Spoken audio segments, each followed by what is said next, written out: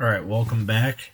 We are in our fifth installment of the wiring diagram walkthroughs and breakdowns and reverse engineering how the system works based on the wiring diagram.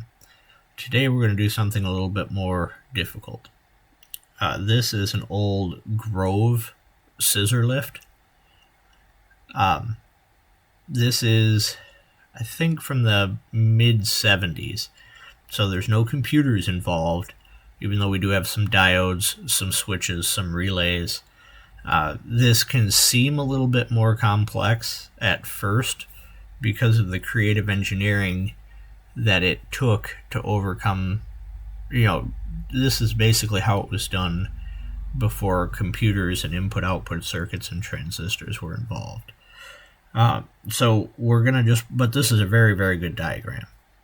So what we're going to do is we're just going to walk through it kind of step by step to help you understand how to deal with a diagram like this that doesn't have any, it's not easily manipulated. The wire colors aren't labeled.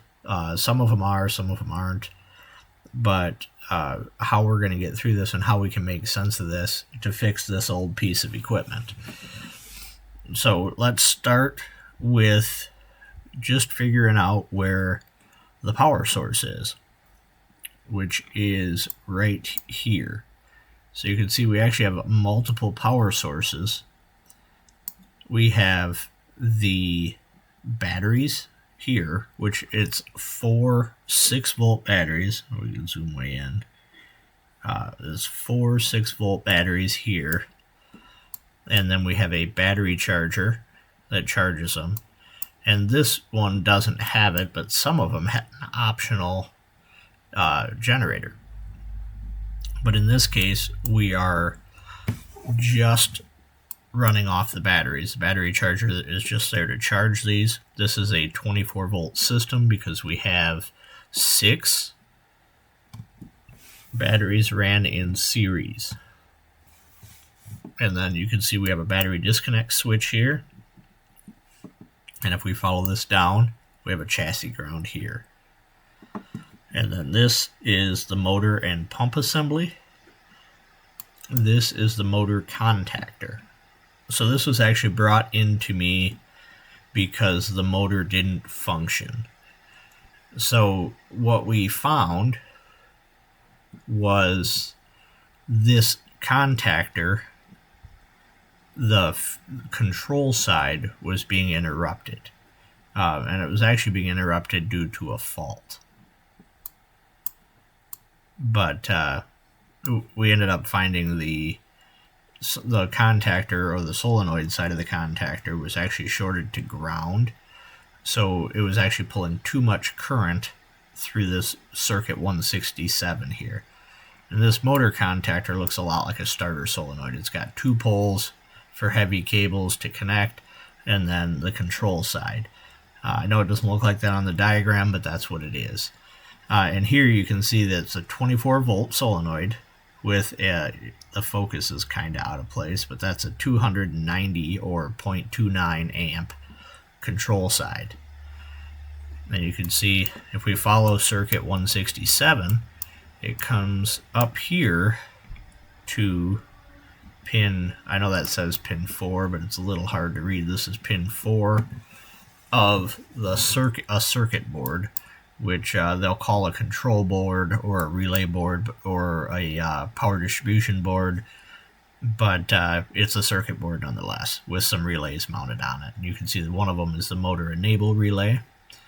If we kind of come up here and see what comes off of this circuit, here is the hour meter, which is also optional. This one didn't have an hour meter.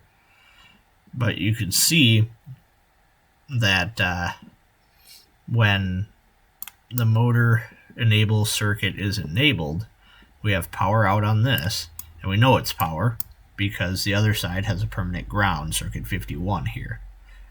So we know this 167 is a switched 24-volt feed to control that solenoid. And when it is fed, the hour meter would run. And you can see there's also a diode coming off here. This diode runs over out pin 1 on circuit 158, the motion signal. That comes over here, and it's got a beeper that runs anytime the machine is in motion. This doesn't have the optional strobe light, but it does have a very loud motion alarm. And you can see how that is set up to work. We come over here. This is a little hard to see because of the crease in the diagram, but this is the motor enable relay. Here's the solenoid side of that relay. And then this is the feed here. And you can see the feed goes multiple places. It comes over here on this circuit to a 1 amp fuse to the tilt switch. So you can see how that works.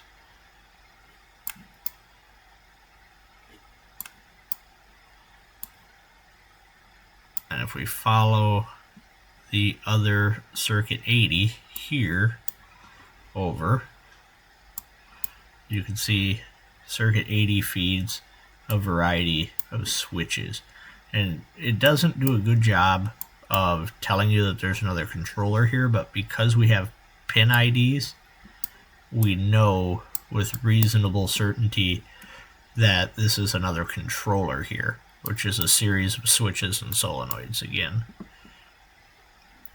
So 80 is a main power feed, you can see. And here, if we follow 80 up to the emergency stop switch, it changes from 80 to 69. And if we follow 69 over, we have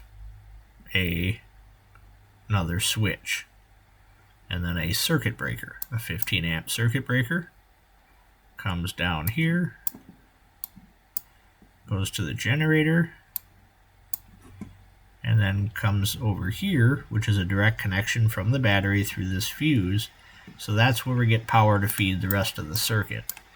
It is here on 105, sorry, through this circuit breaker to circuit 71, and then that goes through this lower or upper lift select switch, which looks like an ignition switch on the side of the machine, and that basically lets you know whether you can control it from the lower controls or the upper controls.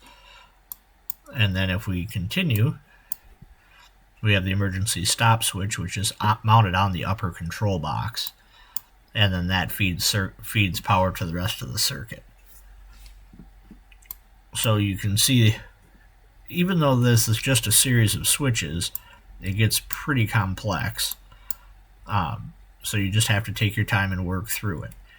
So you can see here, the motor enable relay is what we want to know. Does this work? Well, with everything hooked up, because this is drawing excessive current, we were actually tripping this circuit breaker. So the first thing I wanted to do was verify that, like I suspected, this was short. So we put an amp clamp on here, and we were pulling way more than 290 milliamps. So I went ahead and disconnected circuit 167 and then just attached a test light to ground here. And with the test light to ground, we can control this motor enable relay and verify its function based on the motion alarm and the light at the end of circuit 167. So we come over here and you look at the control side of this motor enable relay, and one side comes down here. It's got I know this is really hard to see, I apologize, but we'll get way zoomed in here. So you can see this side comes down, there's a resistor here and a diode here, and then that is spliced into this circuit, and then this circuit comes down here all the way down here to pin 5, and then we have circuit 157. Circuit 157 comes all the way over here through a thermal switch in the motor out on circuit 51, which is going to be a ground circuit. You can see that's a permanent ground that actually goes up to the battery disconnect switch to the batteries. So we know this, or pin 5 on our controller, comes up here, and that's the ground side of our motor enable relay. So we know in order to control this, we need a power source.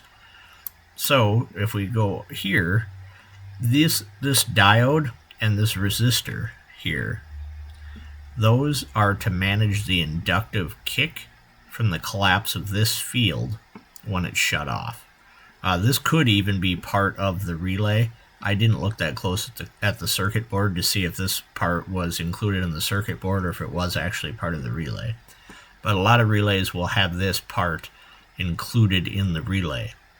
On a machine this old, it may not. The relay may just be a dummy switch, and then all of the inductive kick management would be dealt with outside of the relay. But you can see the feed circuit is pretty unique. We have 4 diodes all facing each other. Well, that's weird, right? So we know power can come in but not come out on all 4 of these circuits. Well, if we want to control this motor in 4 individual ways without using a computer or a series of transistors, this is what they did. So now we know, depending on the position of the switches, we could have pin 8, pin 7, pin 15, actually that goes to ground, that is a brake solenoid. So we know this feed here is controlling this solenoid and something else. So now this gets power from 2 different directions. So you can see how this could get really complex really quickly. And then you can see, well, what we're going to do is we're just going to follow the one that we did to verify this. So we just wanted to check lift up, right? So I believe we were on circuit 31. Let's go over here and find out, right? Oh, nope, that's the steer switch. So we have the drive and lift switches. So depending on where the switch is at, it depends on whether we have drive or lift, because you can't go up in the lift while you're moving. So you can see we have 2 circuits out here. That is the lift or drive select relay. And you can see whether it's switched from one to the other tells me whether I'm going lift up, or if I'm switched the other way, it's going to be lift down. And if the lift select drive relay, or the lift drive select relay is active, you can see that this would pull this in, and this one would pull this one in.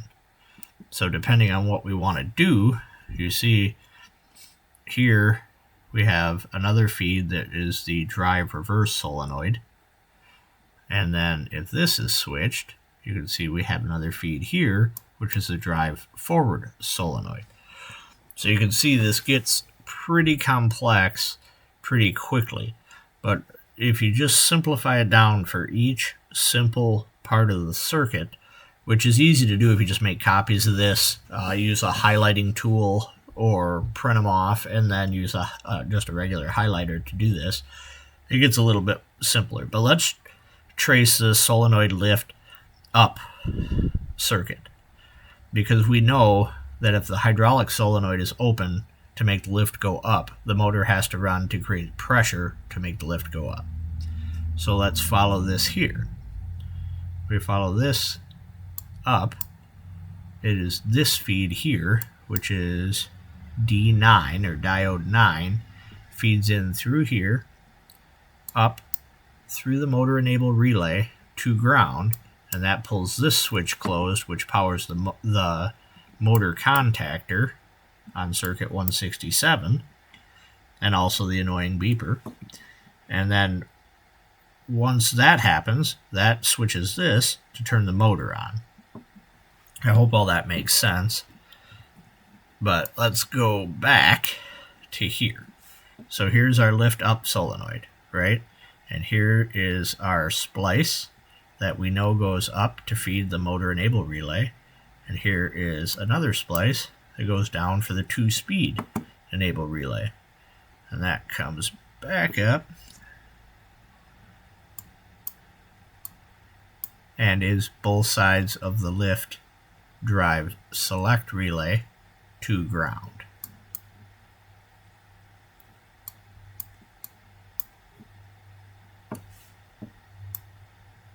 So I just want you guys to be able to see all of that.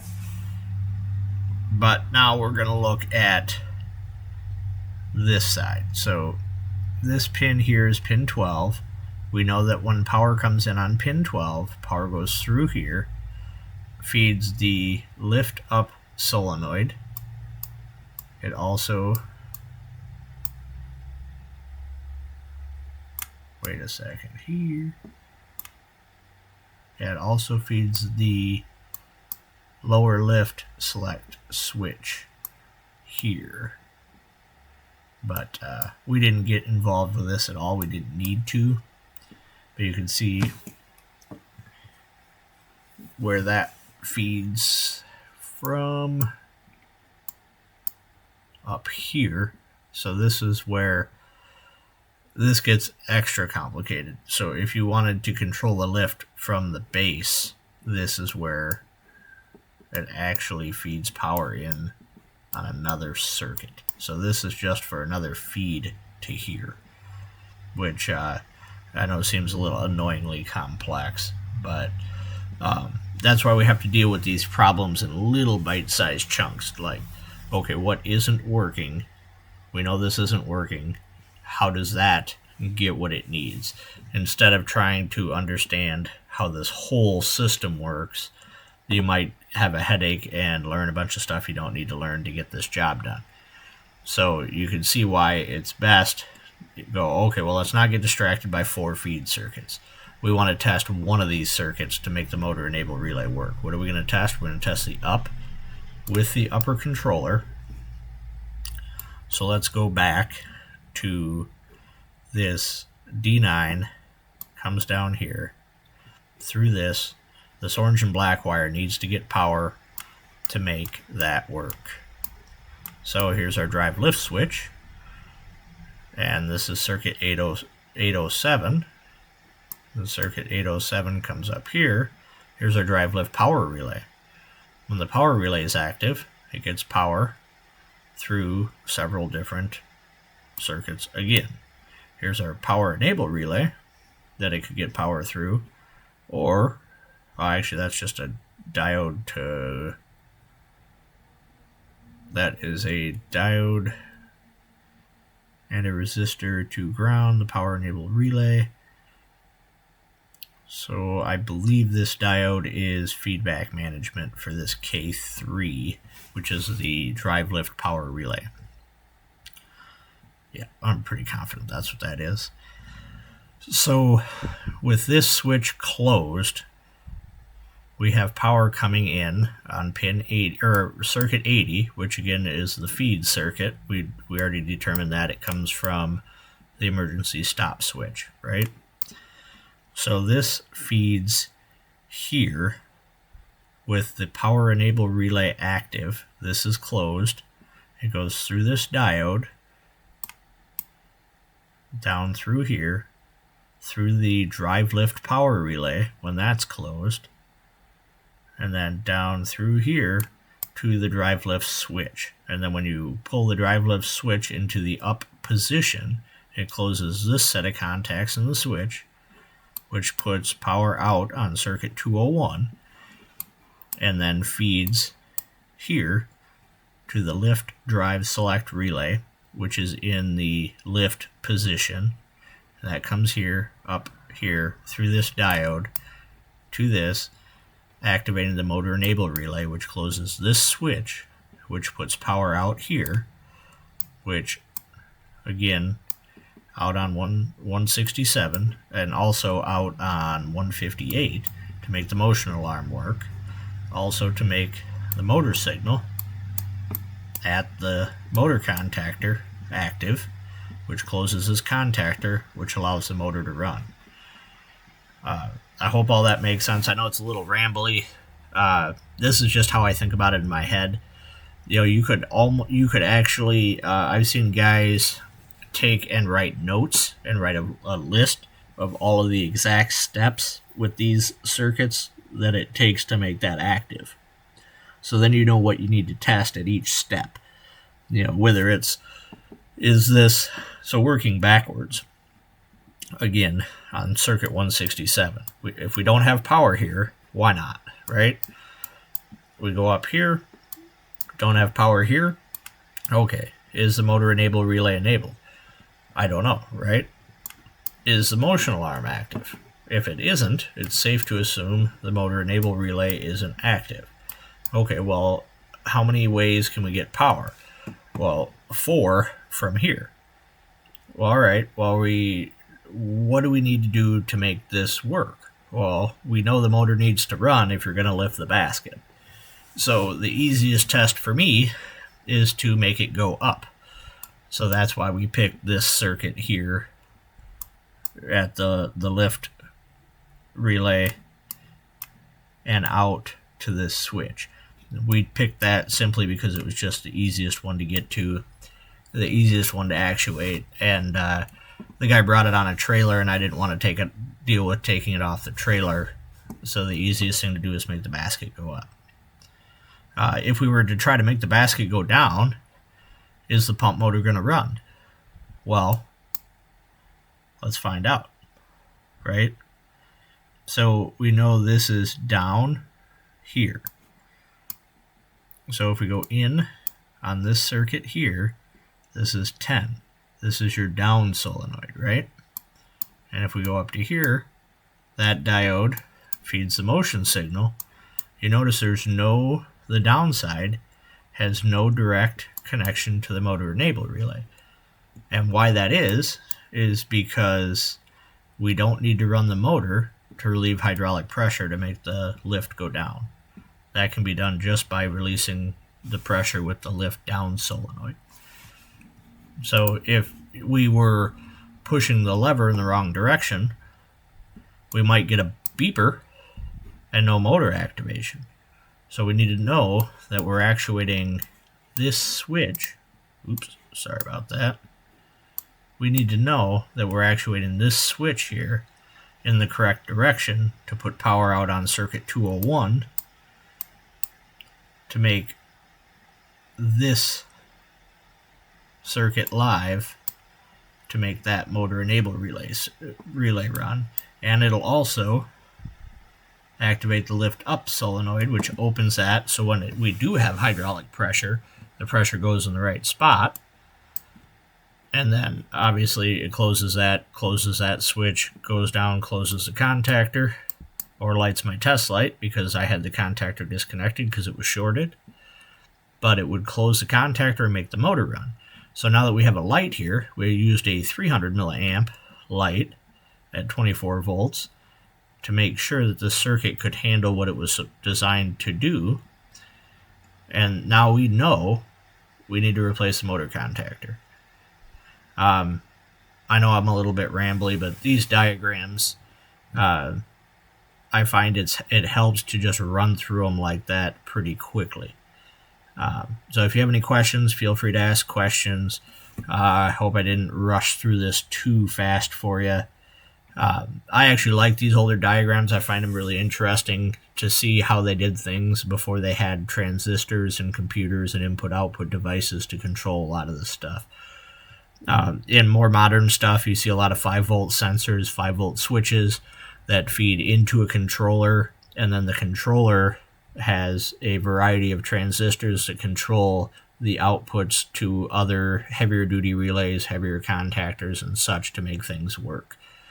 But in this case, or even, this motor on a modern machine might even be a 3-phase motor instead of a brushed 24-volt DC motor. So the newer stuff is actually quite a bit more complex, but they just seem simpler because a lot of the circuitry is done inside the magic boxes and not out in the circuit like you're seeing here. So I just want to demonstrate this because this is a difficult diagram to get through if you're not extremely familiar with diagrams and how to read them and how to understand them. These circuit IDs, all the wires on this machine, other than the ones that are labeled, are yellow. So all these circuit IDs are actually printed on the edges of the wires on the insulation, which is really nice. And you see that a lot in heavy-duty applications. And then these pins are labeled really clearly in the on the circuit boards. But yeah, and these do have some standards to them. I don't know what they are. This machine's quite a bit older than I am, and I'm not going to take the time to learn what these codes are. They may not even be applicable. They may be obsolete. What I'm going to do is I'm going to use these circuit IDs to help me ID all of the yellow wires on the machine, because these IDs will actually be printed on the wires. So anyway, I hope this helps. I hope you gain some understanding here. If you have any questions or comments, feel free to comment. I'll do my best to get back to you. I hope this helps raise your understanding of electrical diagrams. Even these old ones you can get through if you just take your time and work through how the system works methodically. Sometimes it helps to start at the battery positive and work your way to the component that way. Sometimes it helps to work from the component back to the battery. But either way, once you trace the complete circuit, then you can work through how you understand it, how it's designed to work, and then how to test it. So thanks for watching. I hope you learned something, and if you have any questions, please comment, and I'll do my best to answer them for you.